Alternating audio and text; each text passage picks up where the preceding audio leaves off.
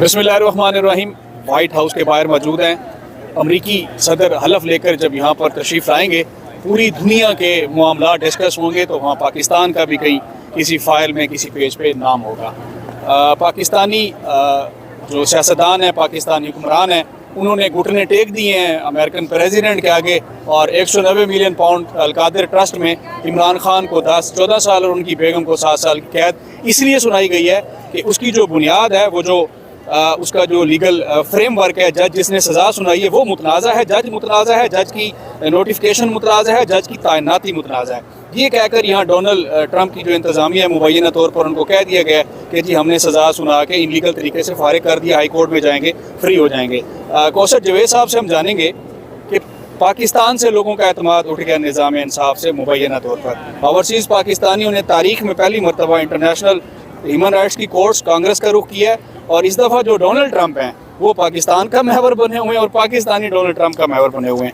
सारे हालात व वाक़यात सर आपके सामने हैं कि एक झूठे और फेक केस में तोशा खाना से चला, कुछ नहीं मिला, आते आते अलकादिर पे आ गया, जो वो पाकिस्तान पैसे लेकर गया, एक तरह से रेमिटेंस उसको कह सकते हैं, कोई फ्रॉड नहीं किया, फारिग कर दिया। फारिग करके और तकरीब हल्ला बर्दारी डोनाल्ड ट्रंप की उससे पहले ही उसको सज़ा कर दिया। ये डील का हिस्सा है, प्रेशर है या क्या है, ये बताइएगा। साकिब भाई, ये जो डील का तो चक्कर इमरान खान साहब किसी सूरत नहीं करते। जितनी वो उसने कुर्बानी की है, जितनी सख्तियाँ बर्दाश्त की हैं, कि पाकिस्तान की तारीख में ऐसे नहीं हुआ कि फार्मर प्राइम मिनिस्टर को किस तरह उन्होंने एक जानवरों के पिंजरे में बंद किया हुआ है और जुल्म कर रहे हैं, खाने तक और एक्सरसाइज तक एक्सेस नहीं है।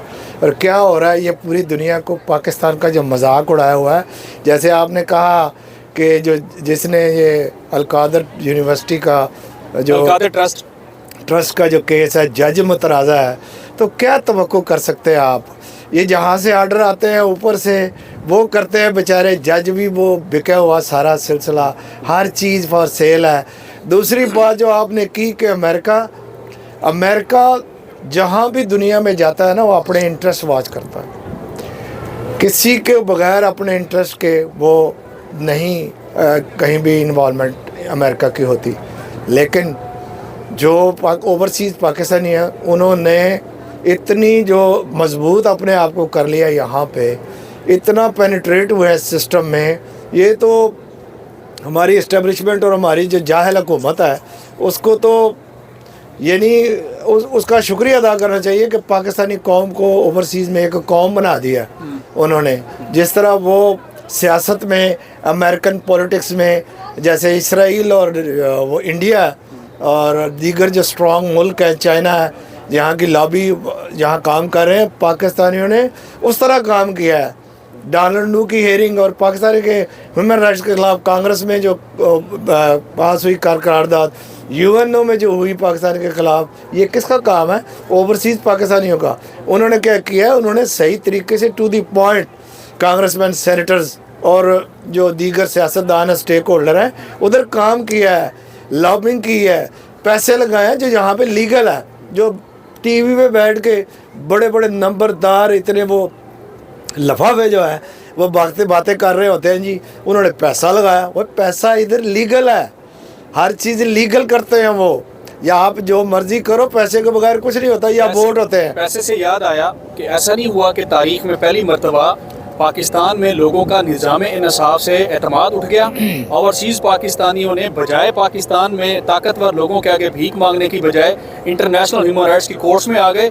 वो जो वहाँ मिन्नत तरला करना था कांग्रेसमैन की अब एक नई करारदाद आ रही है, जिन्होंने इलेक्शन 8 फरवरी का चुराया, ह्यूमन राइट्स की वायलेशन की। उसमें तो सिविल ब्यूरोक्रेसी के भी नाम है, उसमें इलेक्शन कमिश्नर का नाम है, उसमें मूसा नकवी का नाम है, प्राइम मिनिस्टर का नाम है, डिप्टी कमिश्नर आईजी का नाम है। इनके गिर्द घेरा तंग करते जा रहे हैं और स्टेट डिपार्टमेंट पाबंद करेगा इनको। आप क्या समझते हैं कि अब ये जो है अब इंसान बनेंगे, इस काम से बाज आएंगे, या ये भी फिर यहाँ से एक हवा का झोला खा के, चक्कर खा के फिर उस काम पे चले जाएंगे? बात ये है कि जब आप देखें कि एक इंसान का निज़ाम है, एक अल्लाह का निज़ाम है। अल्लाह पाक फरमाते हैं कि जो तदबीरें हैं वो मेरी ही बरहक है और वही गालिब रहेंगी।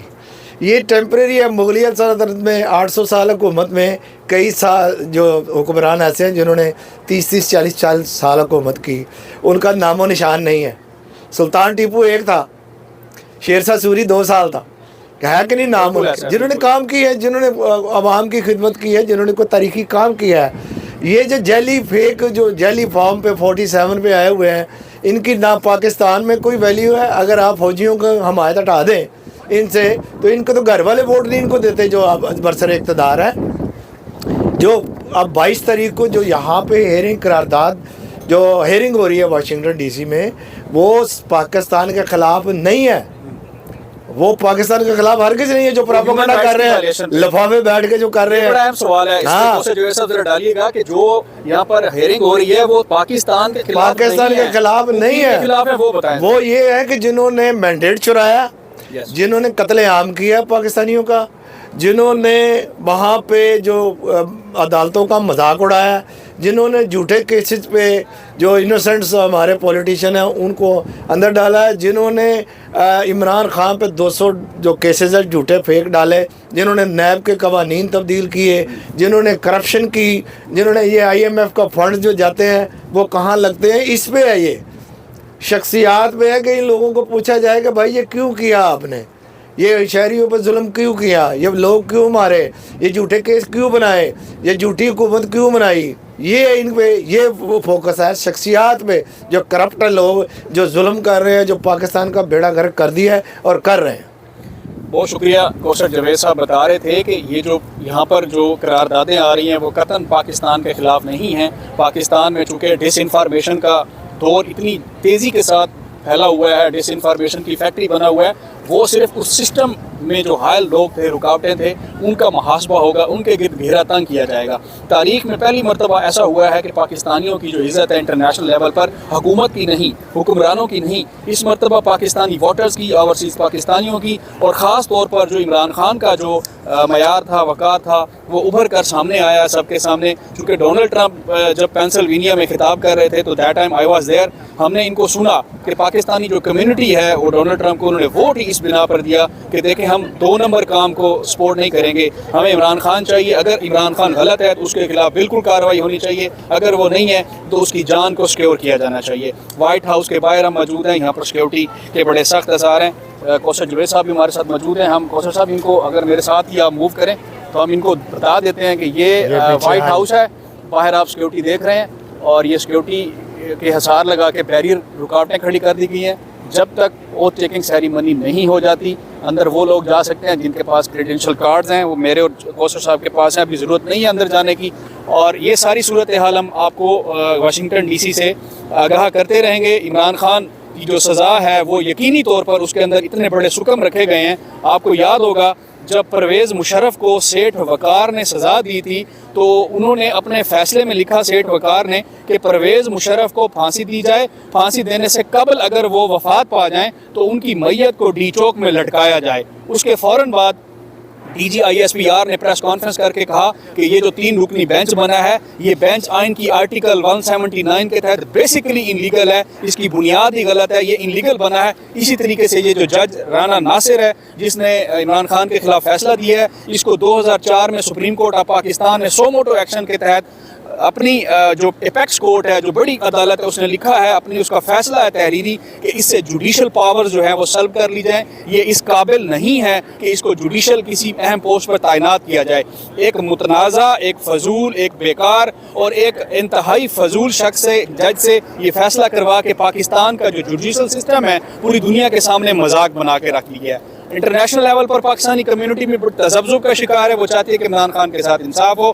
کوثر جاوید صاحب سے مزید جو اپڈیٹس ہوں گی ہم آپ کے ساتھ شیئر کرتے رہیں گے۔ مجھے اور کوثر جاوید صاحب کو واشنگٹن ڈی سی سے اجازت دیجیے، اپنا خیال رکھیں، اللہ حافظ۔